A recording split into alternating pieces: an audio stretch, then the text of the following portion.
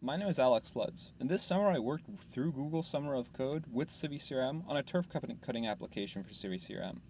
So what is turf cutting? Turf cutting is the act of taking a group of voters or individuals and being able to use maps and geographic information to subdivide them into smaller groups, which then you can canvass.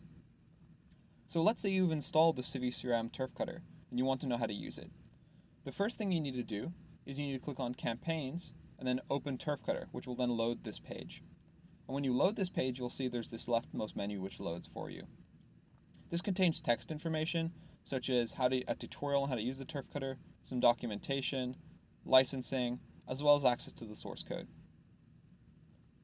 Now, we would like to be able to choose a group of contacts from which to cut from.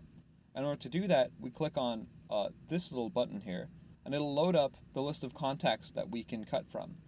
Today I'm going to choose to use the Cambridge group, but in your CiviCRM database you can use any group that's available. So in the Cambridge group that I have has about 500 voters inside of it. In order to make that manageable for most laptops, we use a technique called marker clustering, which will get your markers and it'll cluster them together into one icon rather than, let's say, hundreds of icons. And this makes the Turfcutter perform much better. In addition to that, it allows it to scale up to, let's say, tens of thousands of markers with relative ease that most laptops can handle. So I want to cut a turf. And in order to do that, I need contextual information. So in order to get that contextual information, I'm going to go look at which volunteers have had turfs assigned already. So if I click on the Volunteer tab over here, I get a list of my volunteers inside of CiviCRM. And I'm going to hover over each one to get an idea of what their currently assigned turf is. So if I hover over myself, I see I have 3 houses assigned to me in over there. If I hover over Todd, there's a bunch of houses in northwest Cambridge which are assigned. And if I hover over Elizabeth, I see that Elizabeth does not have a turf assigned, so this is a great candidate for turf cutting. So in order to cut a turf, we're going to use one of the 3 tools available. They're just different shapes you can use to draw out your boundaries or your turf. So I'm going to choose something in southwest Cambridge. We're going to use the polygon tool to cut it. So let's make a simple turf. We're going to draw a polygon around the voters, click, and we get a menu that's going to help us make a more informed decision about what turf is going to be cut. So the volunteer we're going to use is Elizabeth, like we mentioned. We can filter by language of the voters. We can choose how long this turf will be assigned for. We can choose a survey to assign to the turf. So a survey is effectively like a set of questions that the volunteers will ask. You can think about it as part of the script. And you can also choose a custom name for the turf.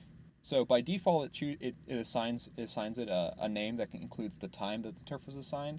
But for now, we're gonna choose something like Elizabeth Netroots. If we want to, we can draw another shape, so we can tack on more shapes, and it'll be included in this turf. This might be useful for districts which are disjoint for some reason. You can choose to save voters as a group. What this means is that instead of creating a turf where you assign the volunteer to it, it's going to take these voters and it's going to create a group out of them. This is very useful if you want to create a group you cut turf from later. And then finally, we can assign this turf. So we're going to assign the turf. And we can see survey is being created. We created a group which is called Elizabeth Netroots, and this means the turf is being created. So sometimes I need more contextual information than this in order to cut a turf. In particular, I might need to know about like terrain heights, for example. And thankfully, this Turfcutter supports multiple mapping backends. So as we can see, by default, it supports Google Street Maps, but we can also support Google Terrain Maps. Now, Cambridge is pretty flat, so there's not a lot of hills, but as you can see, there's some amount of hilliness over here. And if we zoom further out in Massachusetts, we'll see there's more hills available. This will be particularly useful in other areas where there's a lot more hills and you don't want your volunteers going up and down hills all day. In addition to this, I might want to make more sophisticated queries about my voters.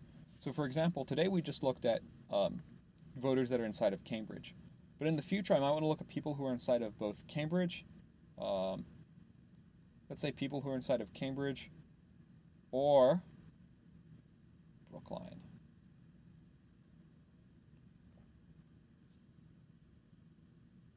It's going to do some computation for a second, and you see it loaded. This is the neighborhood of Brookline. It loaded a few more voters down here. I only have a couple of voters that live in Brookline in my database. But you can make very sophisticated queries. For example, you could make the group of people who are under 30 inside your database. And then you could say, okay, I want to know all people who are in Cambridge or Brookline and are under 30 years old.